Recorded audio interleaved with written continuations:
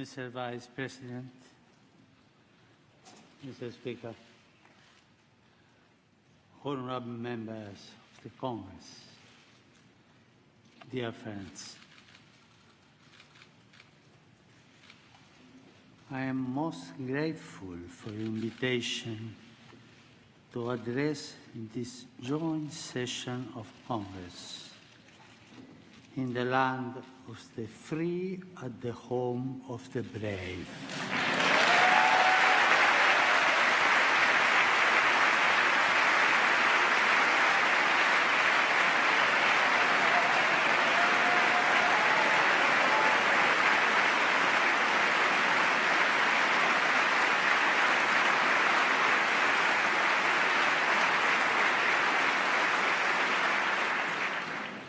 I would like to think that the reason for this is that I too am a son of this great continent from which we have all received so much and toward which we share a common responsibility. Each son or daughter of a given country has a mission, a personal and social responsibility. Your one responsibility as members of Congress is to enable this country by your legislative activity to grow as a nation. You are the face of its people. They are representatives.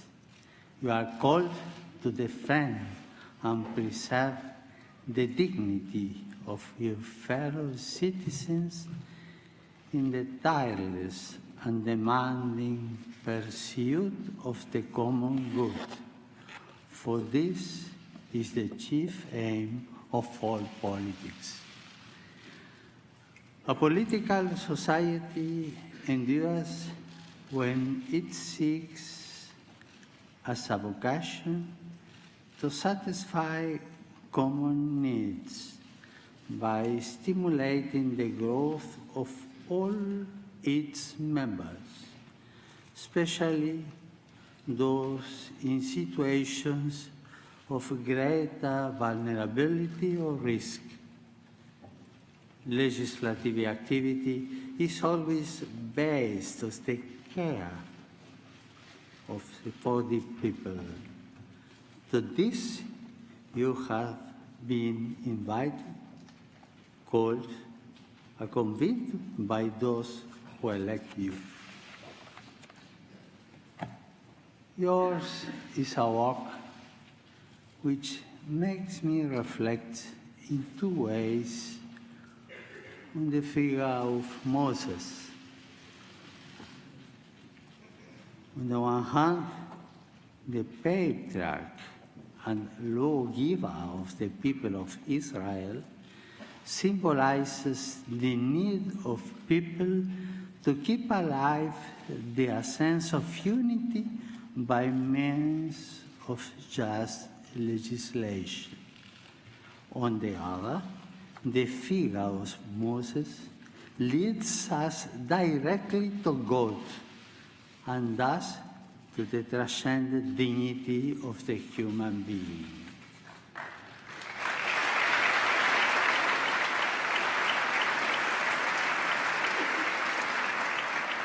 Moses provides us with a good synthesis of a work. You are asked to protect, by means of the law, the image and likeness fashioned by God on every human life. Today, I would like not only to address you, but through you, the entire people of the United States. Here, together with the representatives, I would like to take this opportunity to dialogue with the many thousands of men and women who strive each day to do a honest day's work, to bring home the daily bread, to save money, and one step at a time to build a better life for their families. These are men and women who are not concerned simply with paying their taxes, but in their own quiet way sustain the life of society. They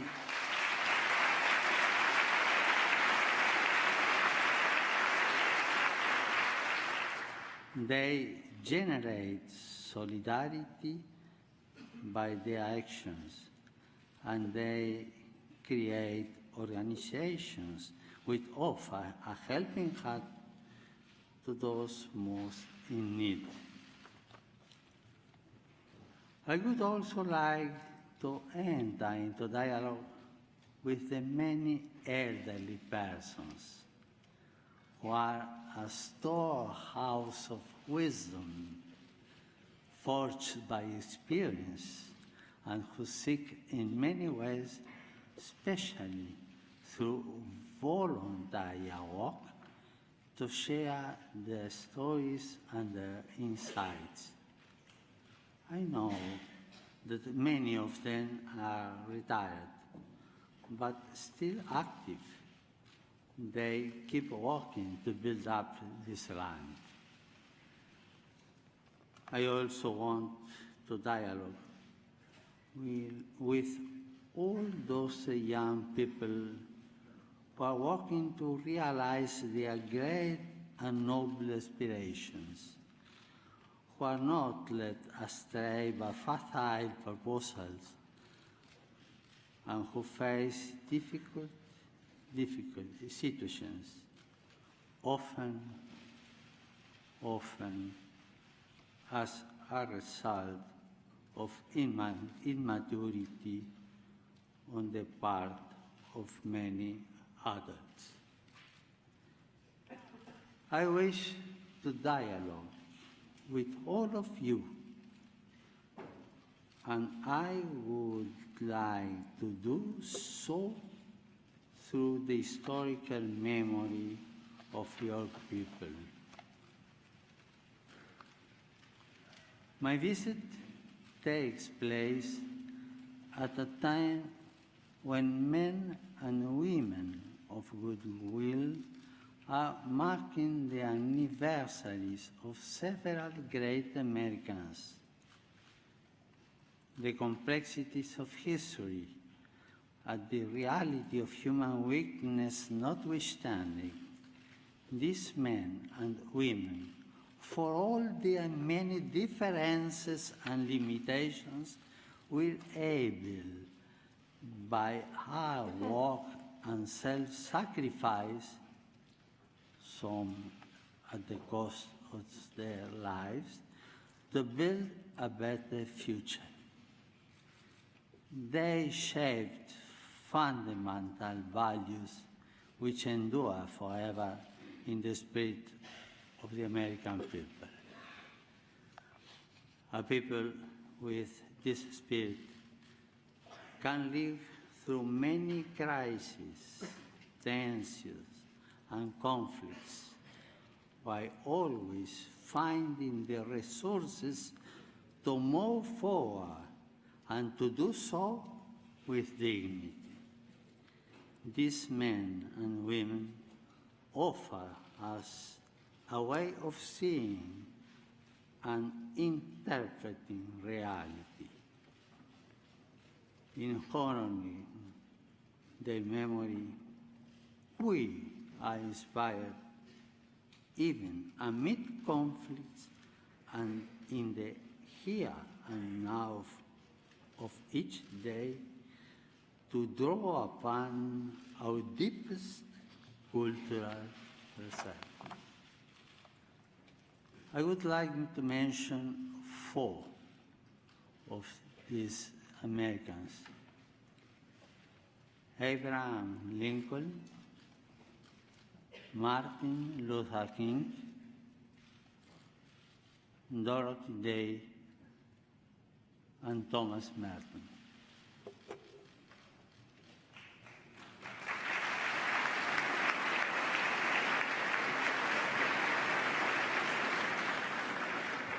This year marks the 150th anniversary of the assassination of President Abraham Lincoln, the guardian of liberty, who labored tirelessly that this nation under God might have a new birth of freedom.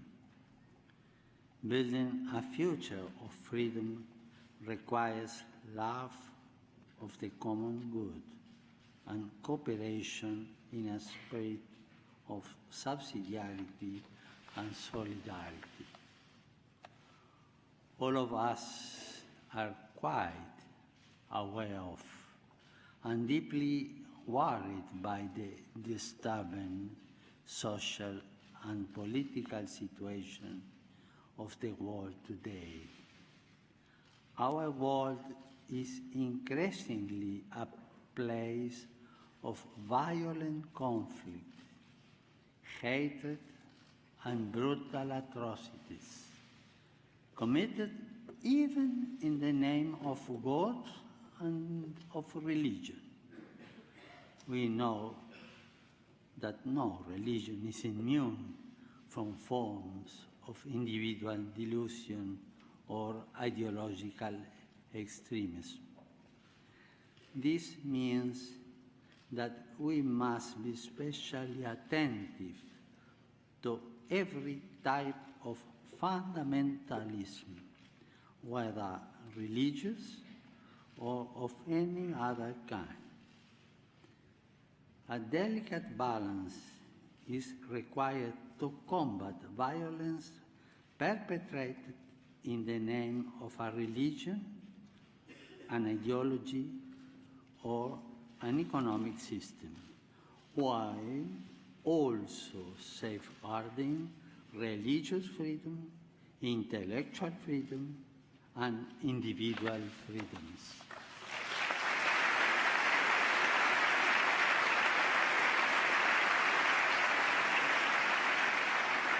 But there is another temptation which we must especially guard against. The simplistic reductionism which sees only good or evil, or, if you will, the righteous and sinners. The contemporary world, with its open wounds, which affect so many of our brothers and sisters, demands that we confront every form of polarization, which would divide it into these two camps. We know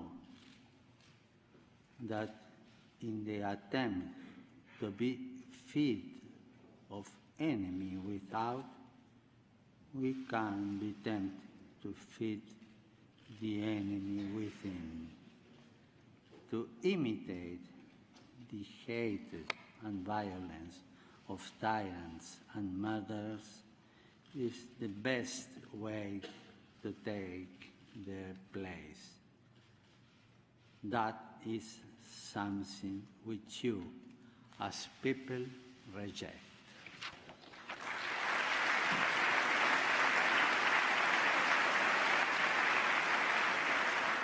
Our response must instead be one of hope and healing, of peace and justice.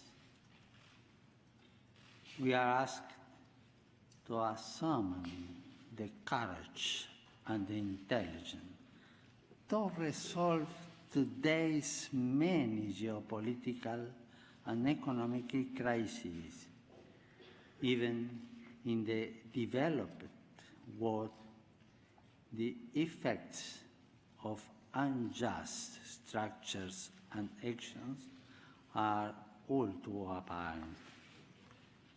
Our efforts must aim at restoring hope, righting wrongs, maintaining commitments, and thus promoting the well-being of individuals and of peoples. We must move forward together as one in a renewed spirit of fraternity and solidarity, cooperating generously for the common good.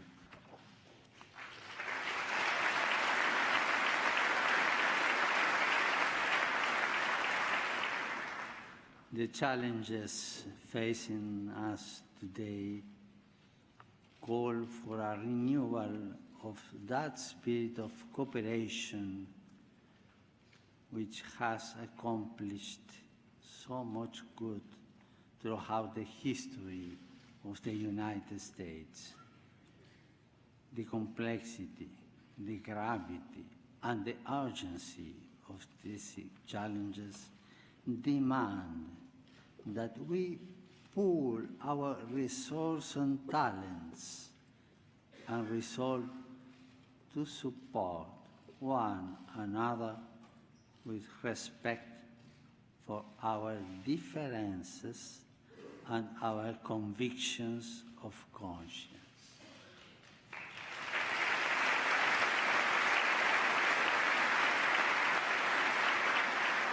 In this land, the various religious denominations have greatly contributed to building and strengthening society. It is important that today, as in the past, the voice of faith continue to be heard, for it is a voice of fraternity and love, which tries to bring out the best in each person and in each society. Such cooperation is a powerful resource in the battle to eliminate new global forms of slavery, born of great injustices, which can be overcome only through new policies and new forms of social consensus. Politics is instead an expression of our compelling need to live as one in order to build as one the greatest common good, that of a community which sacrifices particular interests in order to share injustice and peace, its goods, its interests, its social life. I do not underestimate the difficulty that this involves, but I encourage you in this effort.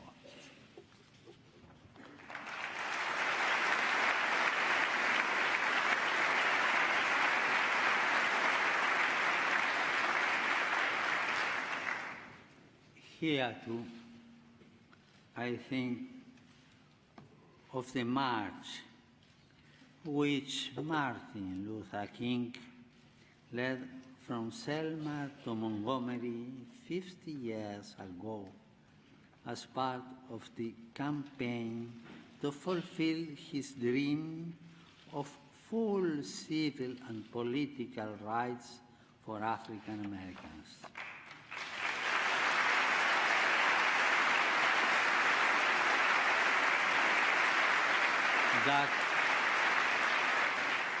that dream continues to inspire us all. And I am happy that America continues to be, for many, a land of dreams.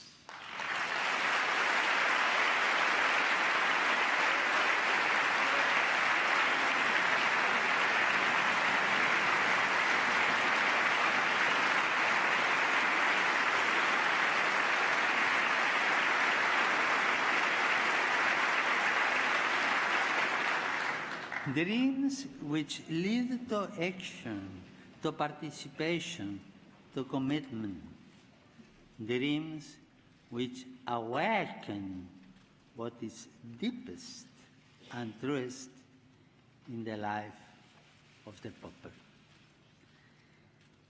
In recent centuries, millions of people came to this land to pursue the dream of building a future in freedom. We, the people of this continent, are not fearful of foreigners, because most of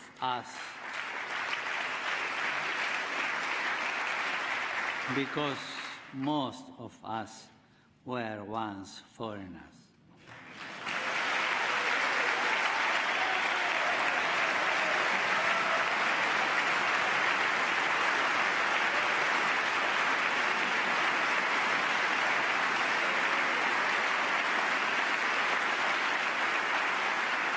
I say this to you as the son of immigrants, knowing that so many of you are also descendants from immigrants.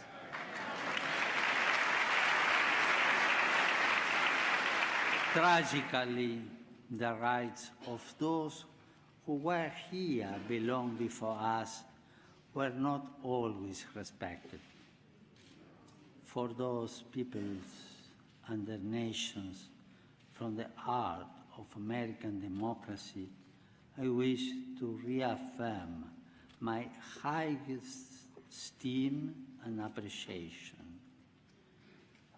Those first contacts were often turbulent and violent, but we know that it's very difficult to judge the past by the criteria of the present.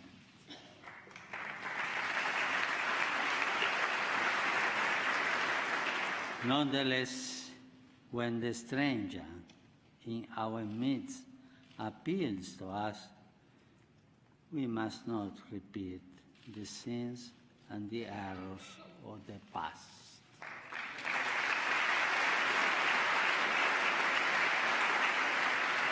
We must resolve now to live as nobly and as justly as possible, as we educate new generations not to turn their back on our neighbors and everything around us. Building a nation calls us to recognize that we must constantly relate to others, projecting a mindset of hostility in order to adopt one of reciprocal subsidiarity in a constant effort to do our best. I'm confident that we can do this. Our world is facing a refugee crisis of a magnitude known since the Second World War. This presents us with great challenges and many hard decisions. On this continent, too, thousands of persons are led to travel north in search of a better life for themselves and for their loved ones, in search of greater opportunity. It is not what we want for our own children.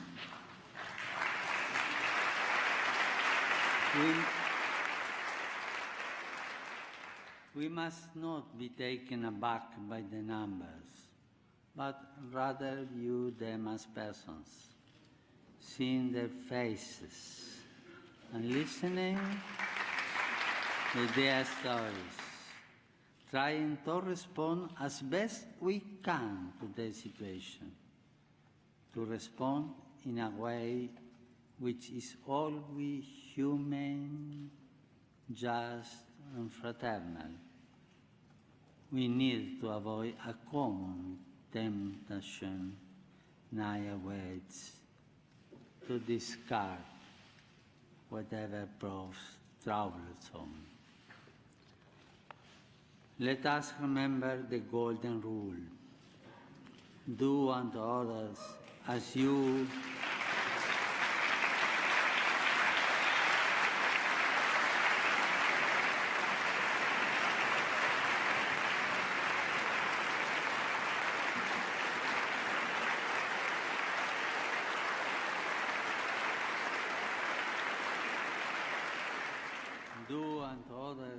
as you will have them do unto you. This rule points us in a clear direction.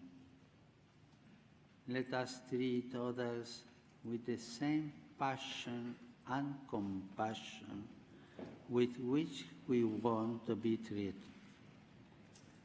Let us seek for others the same possibilities which we seek for ourselves.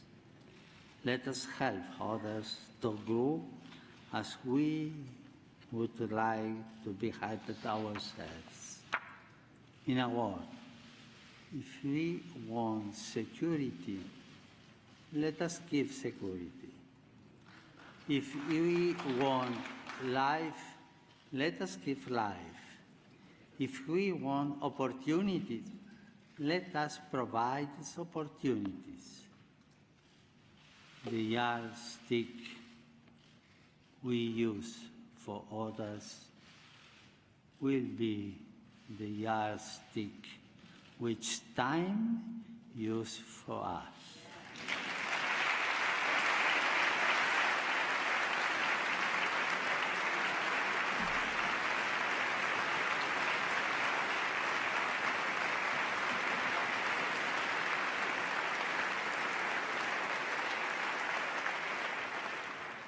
The Golden Rule also reminds us of our responsibility to protect and defend human life at every stage of its development.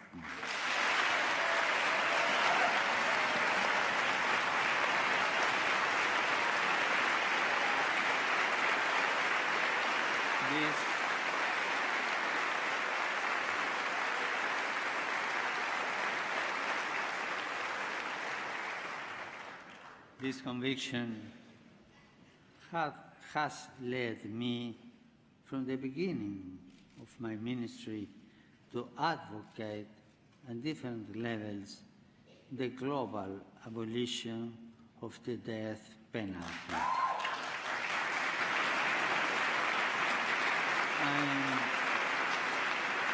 I am convinced that this way is the best, since every life is sacred.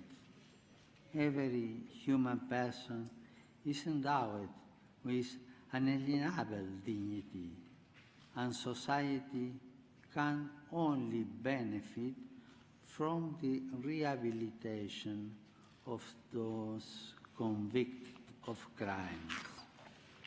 Recently, my brother bishops here in the United States renewed the call for the abolition of the death penalty.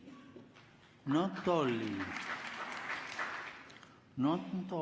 do I support them, but I also offer encouragement to all those who are convinced that a just and necessary punishment must never exclude the dimension of hope and the goal of rehabilitation.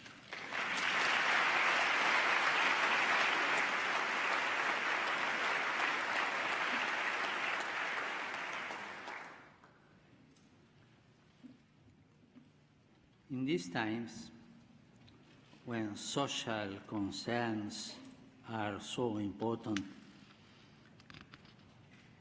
I cannot fail to mention the servant of God, Dorothy Day, who founded the Catholic Worker Movement. Her social activism, her passion for justice and for the cause of the oppressed were inspired by the gospel, her faith, and the example of the saints.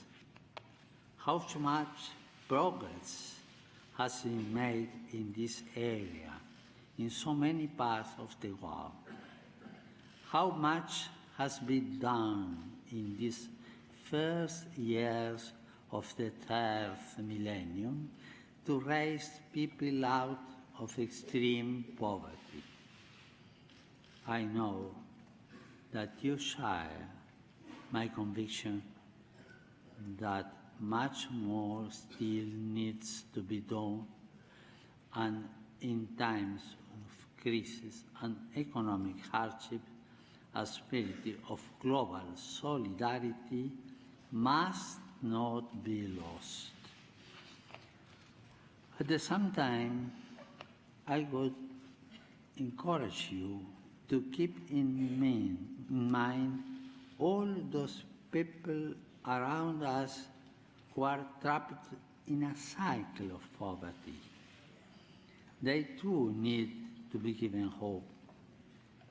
The fight against poverty and hunger must be fought constantly and on many fronts, especially in its cause.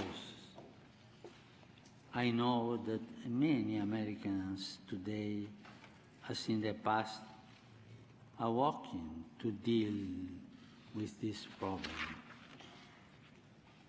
It goes without saying that part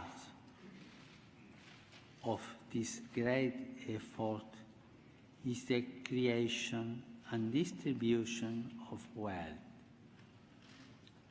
The right use of natural resources, the proper application of technology, and the harnessing of the spirit of enterprise are essential elements of an economy which seeks to be modern, inclusive, and sustainable.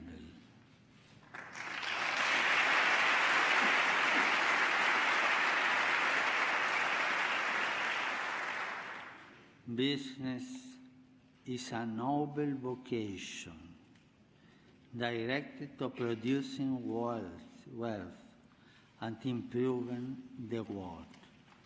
It can be a fruitful source of prosperity from the area in which it operates, especially if it sees the creation of jobs as an essential part of its service to the common good.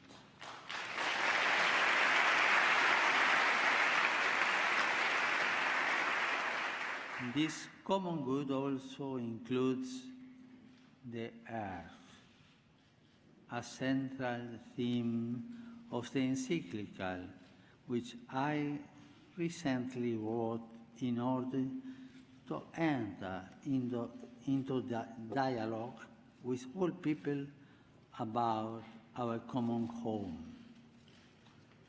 We need a conversation which includes everyone, since the environmental challenge we are undergoing and its human roots concern and affect us all.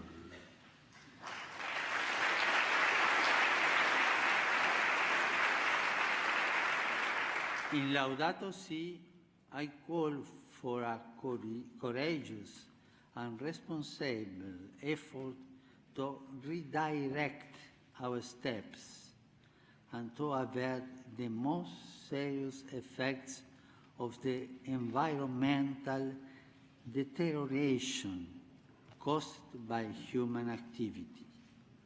I'm convinced that we can make a difference, I'm sure. And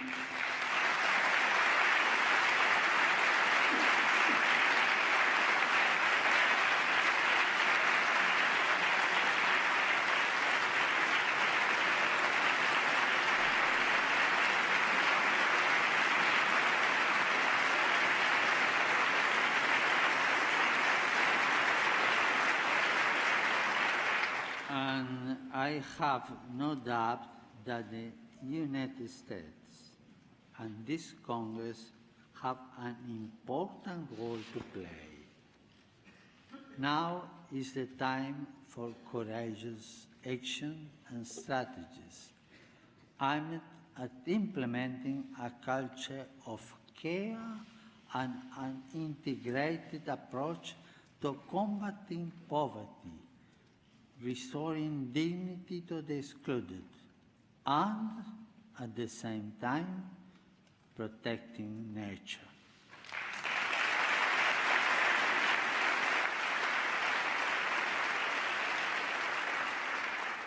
We have the freedom needed to limit and direct technology, to devise intelligent ways of developing and limiting our power, and to put technology at the service of another type of progress, one which is here, more human, more social, more integral.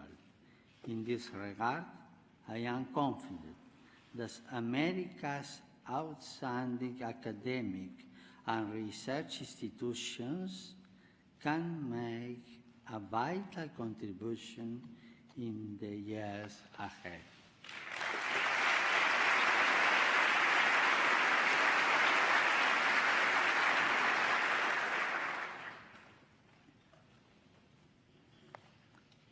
A century ago, at the beginning of the Great War, which Pope Benedict XV termed a pointless slaughter, another notable American was born, the Cistercian monk Thomas Merton. He remains a source of a spiritual inspiration and guide for many people. In his autobiography, Merton wrote, "I came into the world free by nature, in the image of God. I was, nevertheless, the prisoner of my own violence, my own selfishness, in the image of the world into which I was born. That world was the picture of hell, full of men like myself, loving God and yet hating Him, born to love Him, living instead in fear of hopeless self-contradictory hungers." Merton was, above all, a man of prayer, a thinker who challenged the certitudes of this time and open new horizons for souls and for the Church. He was also a man of dialogue, a promoter of peace between peoples and religions. From this perspective of dialogue, I would like to recognize the efforts made in recent months to help overcome historic differences linked to painful episodes of the past. It is my duty to build bridges and to help all men and women in any way possible to do the same. When countries which have been at odds resume the path of the dialogue, a dialogue which may have been interrupted for the most legitimate of reasons, new opportunities open up for all.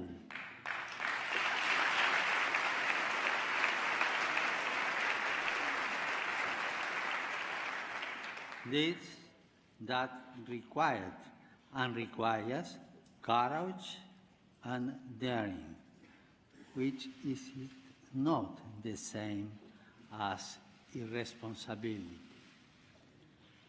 A good political leader is one who, with the interests of all in mind, seizes the moment in a spirit of openness and pragmatism. A good political leader always opts to initiate processes rather than possessing space.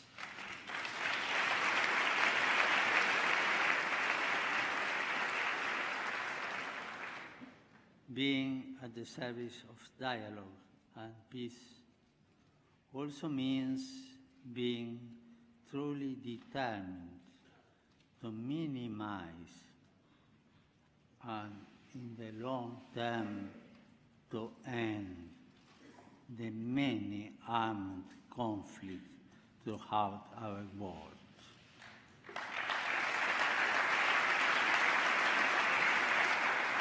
Here we have to ask ourselves, why are deadly weapons being sold to those who plan to inflict untold suffering on individuals and society? Sadly, the answer, as we all know, is simply for money. Money that is drenched in blood, often innocent blood. In the face of the shameful and culpable silence, it is our duty to confront the problem and to stop the arms stride.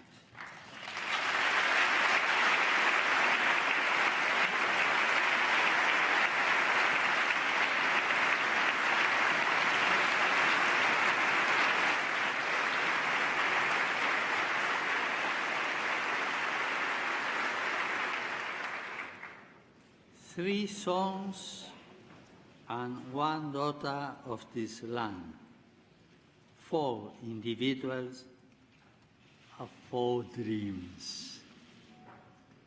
Lincoln, liberty. Martin Luther King, liberty in plurality and non-exclusion. Dorothy Day, social justice and the rights of persons. And Thomas Merton, the capacity for dialogue and openness to God. 4 representatives of American people I will end my visit to your country in Philadelphia, where I will take part in the World Meeting of Families. It is my wish that throughout my visit, the family should be a recurrent theme.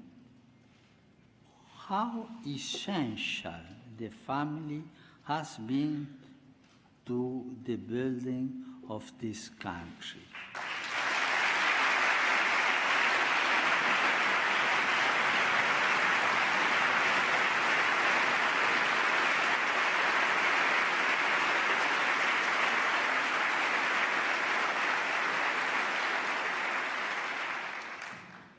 And how worthy it remains for our support and encouragement. Yet, I cannot hide my concern for the family, which is threatened, perhaps as never before, from within and without. Fundamental relations are being called into question, as is the very basis of marriage and the family. I can only reiterate the importance and, above all, the richness and the beauty of family life.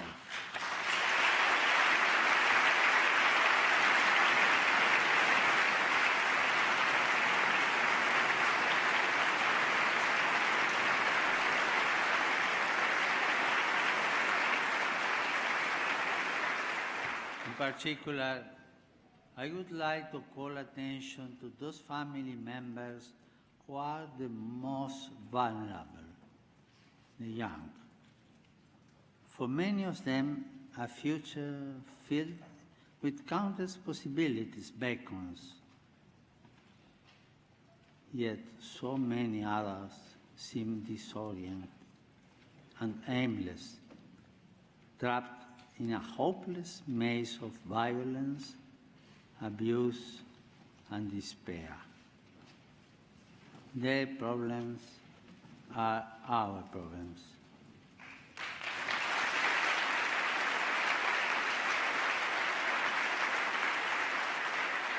We cannot avoid them. We need to face them together, to talk about them, and to seek effective solutions rather than getting bogged down in discussion. At the risk of oversimplifying, we might say that we live in a culture with precious young people known to start a family because they lack possibilities for the future. Yet, the same culture presents others with so many options that they too are dissuaded from starting a family. A nation can be considered great when it defends liberty, as Lincoln did, when it fosters a culture which enables people to dream of full rights for all brothers and sisters, as Martin Luther King sought to do, when it strives for justice and the cause of the oppressed, as Dorothy Day did by her tireless work, the fruit of a faith which becomes dialogue and sows peace in the contemplative style of Thomas Merton. In this remark, I have sought to present some of the richness of your cultural heritage, of the spirit of the American people. It is my desire that this spirit continue to develop and grow so that as many young people as possible can inherit and dwell in a land which has inspired so many people to dream. God bless America.